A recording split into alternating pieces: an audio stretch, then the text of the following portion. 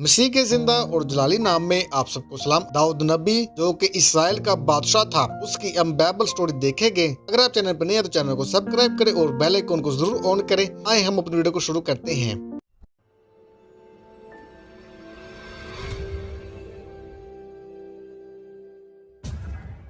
داؤد بنی اسرائیل اور عہد عتیق کی نہایت اہم شخصیت اور عظیم ترین بادشاہ تھا۔ داؤد ایک خوبصورت اور دلکش نوجوان تھا جو 8 بھائیوں میں سے سب سے چھوٹا اور اپنے باپ یشی کی بھیڑ بکریاں چرایا کرتا تھا۔ جب خدا نے ساؤل کو رد کر کے حکومت سے مذمول کر دیا تو سیموئیل نے خداوند کی مرضی سے داؤد کو بنی اسرائیل کا دوسرا بادشاہ ہونے کے لیے خفیہ طور پر مسا کیا۔ اس دن سے خداوند کی روح اس پر زور سے نازل ہوتی رہی۔ اسی زمانہ میں وہ بہترین ساز بجانے والا بھی بن گیا۔ خداوند کے رد کر دینے کے بعد جب ایک بری روح ساؤل کو ستاتی تو وہ داؤد کو دربار میں بلا لیتا، اور جب وہ ساؤل کے لیے برتن بجاتا اسے بری روح سے آرام ملتا تھا۔ داؤد ابھی 20 برس کا بھی نہیں تھا جب اس نے دیوتا کامت جوتی جولیت کو سکسیس فاز دی، اور یوں پورے ملک میں اس کی بہادری کے چرچے ہونے لگے۔ یہ سب کچھ دیکھ کر ساؤل تو حسد سے بڑھ گیا، لیکن اس کے بیٹے یوتین نے داؤد سے دوستی استوار کر لی۔ ساؤل کی دشمنی کے باعث داؤد کو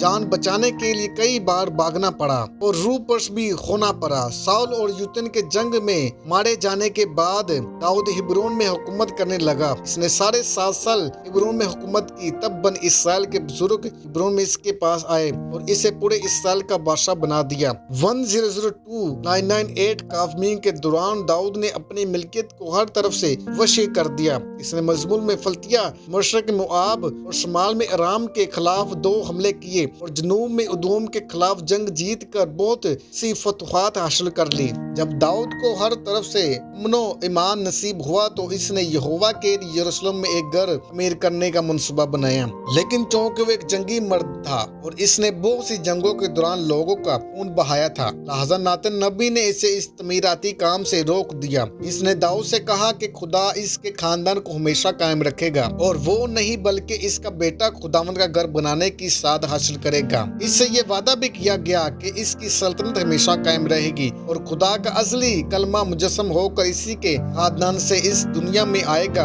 اور اس کے تخت پر بیٹھے گا۔ داؤد اگرچہ ایک بزرگہ نبی اور خدا کے دل کے موافق تھا، تاہم فانی انسان ہونے کے اس سے بہت سے گناہ بھی سرزد ہوئے، لیکن اپنے گناہوں پر پچھتاوے اور ان کا اقرار کرنے سے وہ خدا کے حضور میں بحال ہو رہا تھا۔ 150 مزامیر پر مشتمل زبور کی کتاب 73 زبور داؤد کی ہے۔ ان مزامیر کی شاعری بے مثال ہے، اور پوری دنیا میں مختلف قوموں اور زبانوں کے لوگ اپنی شخصی اور اجتماعی عبادت میں انہیں خدا کی حمد و ثنا کے لیے بڑے شوق سے گاتے ہیں۔ داؤد ایک مشہور مضروب بادشاہ اور خدا کا نبی، شاعر، موسیقار، جنگی، شورما اور مسیح یسوع کا پیش رو تھا، جس نے 70 برس کی عمر میں وفات پائی۔